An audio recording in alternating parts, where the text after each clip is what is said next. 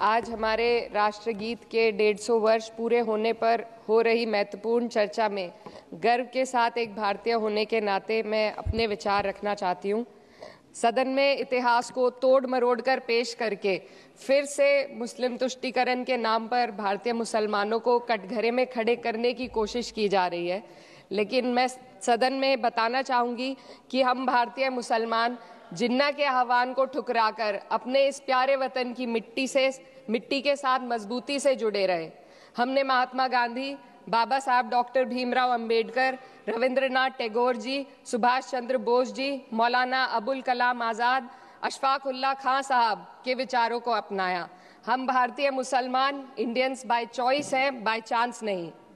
वंदे मातरम के किन छंदों को राष्ट्रगीत के तौर पर अपनाया जाए, यह फैसला सर रविंद्रनाथ टैगोर और सुभाष चंद्र बोस जी जैसे नेताओं के परामर्श के बाद हुआ।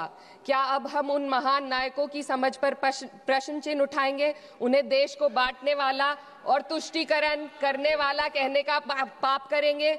उन महान हस्तियों ने वंदे मातरम के उन छंदों को अपनाया जिन्होंने देश के हर वर्ग, हर धर्म के मानने वालों को एक सूत्र में पिरोने का काम किया। और मैं एक घटना आप लोगों के सामने रखना चाहती हूँ।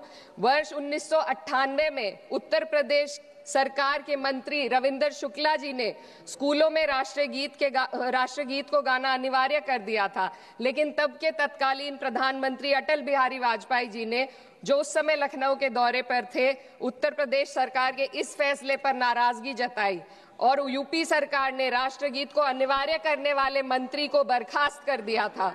अब मैं सत्ता पक्ष से सवाल करना चाहूंगी।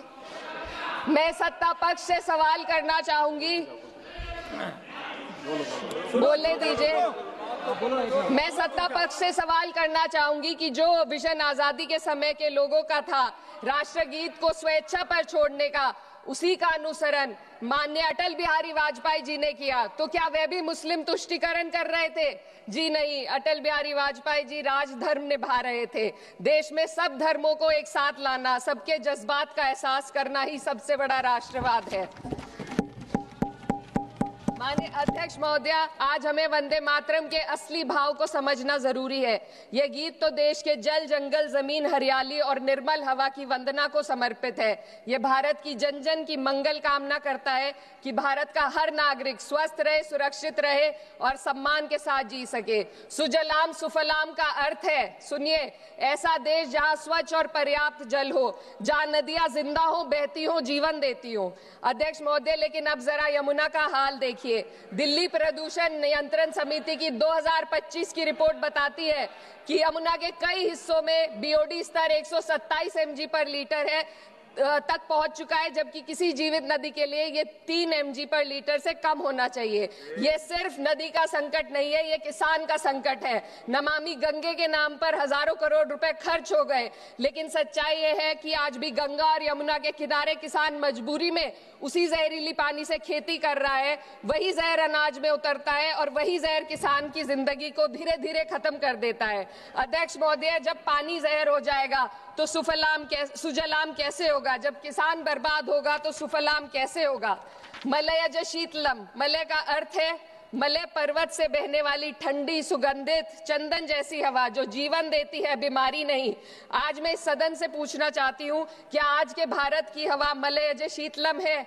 नहीं अध्यक्ष जी, बस संसद से बाहर कदम रखिए, एक गहरी सांस लीजिए। ये चंदन की महक नहीं, ये जहर है जो आपके हमारे फेफड़ों में उतर रहा है। दुनिया के 20 सबसे प्रदूषित शहरों में से 13 भारत में है। दिल्ली की हवा में सांस लेना मानो रोज 20 सिगरेट पीने जैसा हो। भारत हर साल सर्दियों में जहरीली हवा के प्रकोप में घिर जाता है। AQI गंभीर स्तर पर आ जाता है। ठंडी हवा का सपना अब गैस चेंबर की हकीकत बन चुका है। हम वो देश हैं जहां सरकार प्रकृति पर बने गीत का मान मर्दन तो करती है, पर उसी प्रकृति, जंगल, हवा, पेड़ को बचाने वाले कानूनों को धीरे धीरे खुद ही खत्म कर रही है। ये है आज के हमारे मलयज शीतलम की अफसोसजनक सच्चाई। हम अगर हम हवा को साफ नहीं कर पाए तो न सुजलाम बचेगा न सुफलाम बचेगा। माननीय अध्यक्ष महोदया, सस्य श्यामलम का अर्थ है ऐसा देश जहां उपजाऊ जमीन हो, जहां खेत फसल से भरे हो और किसान कर्ज और निराशा में न डूबा हो। आज किसान सिर्फ मौसम से नहीं लड़ रहा, वह प्रदूषण, नीतियों की बेरुखी और सिस्टम की नाइंसाफी से लड़ रहा है। एक तरफ कॉरपोरेट के लोन माफ होते हैं, दूसरी तरफ किसान को उसकी वाजिब एमएसपी भी नहीं मिल पाती है। आप ग्लोबल सुपर पावर बनने की बात करते हैं, लेकिन हमारी पर कैपिटा इनकम दुनिया में 136वें नंबर पर है। हम अपने छोटे पड़ोसी देश से भी पीछे हैं। हमारे लोग $2,500 तक भी नहीं कमा पा रहे एक साल में, और जिन अरबपतियों की ये रक्षा करते हैं वो इतना पैसा एक सेकंड में कमा लेते हैं। आज वंदे मातरम को बुनियाद बनाकर राजनीति की जा रही है, लेकिन जमीन पर जंगल पूंजीपतियों को सौंपी जा रही है, आदिवासियों को उनके घरों से उजाड़ा जा रहा है। मातरम में जो मात्रा माता है वे सिर्फ मातृभूमि की वंदना नहीं, वे इस धरती की हर नारी, वे इस देश की हर बेटी, हर महिला के सम्मान की बात भी करता है। लेकिन आंकड़े अगर आप देखेंगे, एनसीआरबी की हाल की रिपोर्ट के अनुसार, मैम जसवंत के अनुसार देश में हर वर्ष लगभग 30,000 से अधिक बलात्कार हो रहे हैं, यानी एक दिन में 80 से अधिक महिलाएं यौन हिंसा का शिकार होती हैं। और ये सिर्फ दर्ज मामले हैं। जब जम्मू कश्मीर की एक बच्ची हिंसक अत्याचार का शिकार होती है, जब सत्ता से जुड़े लोगों पर आरोप लगते हैं और कार्रवाई वर्षों लटक जाती है, जब उन्नाव की पीड़िता लखनऊ के दरबार में इंसाफ को लेकर अपनी जान देने पर आमादा होती है, जब बिल्किस बानो के अपराधियों का सरकार के लोग द्वारा स्वागत किया जाता है, तो ये घटनाएं वंदे मातरम की आत्मा पर चोट पहुंचाती है। मैं अध्यक्ष महोदया बस यही कहना चाहती हूँ अपनी बात को अंत में रखते हुए कि वंदे मातरम सिर्फ अतीत की ललकार नहीं, ये वर्तमान की जिम्मेदारी है, ये आत्मा मंथन की घड़ी है। यही समय है कि हम वंदे मातरम को सिर्फ नारा नहीं, नीति और जिम्मेदारी बनाएं।